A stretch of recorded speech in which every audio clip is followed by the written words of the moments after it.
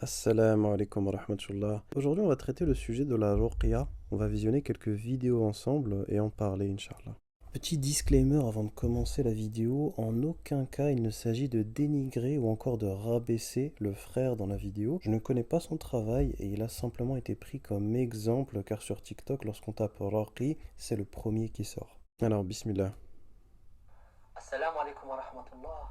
Comment éviter la sorcellerie quand on part en voyage ou quand on est au bled? Voici 7 conseils pratiques qui vont vous éviter ce genre de situation, Inch'Allah. Avant de commencer, je suis le Raqi Yassine, spécialisé dans la ruqya et dans l'accompagnement des personnes touchées par des problèmes de type sorcellerie, djinn ou mauvais œil. Et je tiens à m'excuser. La première, donc, c'est le fait de dénigrer nos pays d'origine, parce qu'il ne s'agit pas de rentrer au pays et obligatoirement, ou en tout cas potentiellement, on pourrait être victime de sorcellerie. Malheureusement, ça peut faire peur hein, à certains frères et sœurs qui, lorsqu'ils vont aller au pays, vont avoir peur d'absolument tout. Deuxième des choses, là on a un frère qui se présente en tant que raqi. Donc en fait, à travers ces vidéos, on se rend compte que raqi c'est devenu un métier et une activité à part entière. Parce que le frère, voilà, il se définit directement en tant que raqi, chose qui était inconnue à l'époque du prophète sallallahu alayhi wa sallam, hein, et même des années après. De manière générale, à l'époque, en fait, les raqis, c'était finalement des gens de science, hein. C'était des gens qui étaient connus, des érudits qui étaient connus pour des dizaines d'autres choses, et non pas uniquement pour faire des ruqya. Donc voilà, on va continuer rapidement. Car ça fait longtemps que j'ai pas fait de vidéo sur YouTube.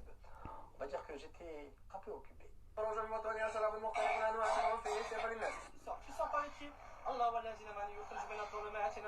Alhamdulillah, en règle générale, ça se passe toujours très très bien.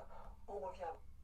Alors, il y a ça aussi qui est dérangeant, c'est que on est en place de, en fait, on est en face de personnes qui sont dans du marketing. Là, on voit bien qu'à travers deux courtes petites séquences, on voit finalement que cette personne était en action, en train d'essayer d'exorciser ou encore faire une ruqya hein, à des personnes qui seraient potentiellement atteintes de djinn ou de sorcellerie. On est vraiment dans du marketing pur et dur où on va pas forcément donner beaucoup d'informations, on va simplement montrer quelques images rapidement et tout simplement essayer de faire sa promotion en essayant de rameuter hein, le plus de personnes possible. Donc moi, je n'ai rien contre ces frères, personnellement, hein, c'est vraiment le business model hein, pour moi qui est dérangeant.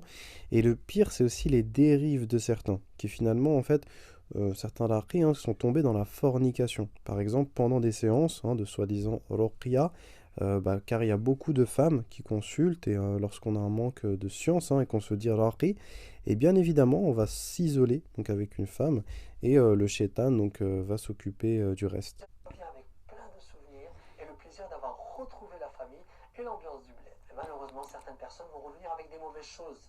Et c'est le cas de figure d'une minorité de personnes, mais il vaut mieux prévenir que guérir. Et c'est pour ça que si vous respectez ces conseils-là, Inch'Allah, vous allez pouvoir éviter une grosse partie de la sorcellerie. Très bien, très très clair. Alors voilà, moi je même le reste de la vidéo pour moi voilà ça reste tout de même un gros côté en fait marketing qui pour moi est assez dérangeant. Bah, on va s'arrêter là hein, par rapport aux vidéos. Je pense qu'elle est assez explicite, en tout cas celle-là. Aussi des sommes exorbitantes qui sont en plus payées par des personnes qui sont parfois au bout du rouleau, qui sont prêtes justement à payer hein, afin d'avoir l'espoir d'être soignés, parfois d'ailleurs de maladies, hein, comme je disais, qui sont d'ordre psychologique. Euh, donc c'est assez triste, c'est vraiment triste, hein, je pense.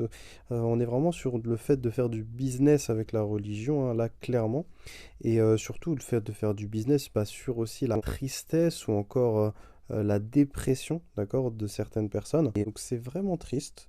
Et pour finir, voilà, moi je vous dirais renseignez-vous bien, d'accord, avant de consulter qui que ce soit, et surtout essayez de voir en fait auprès des sciences mondaines, hein, comme la psychologie ou autre avant de tout de suite en fait se lancer dans une ruqya et prenez le temps surtout de vous faire une ruqya à vous-même, d'accord? Car c'est une sunna du prophète sallallahu alayhi wa sallam de se faire ça à soi-même et vous avez beaucoup de vidéos aujourd'hui, des tutoriels pour vous montrer eh bien comment faire. Donc voilà, je vous invite vraiment à faire ça. Donc c'est tout pour cette vidéo. Assalamu alaikum wa rahmatullah.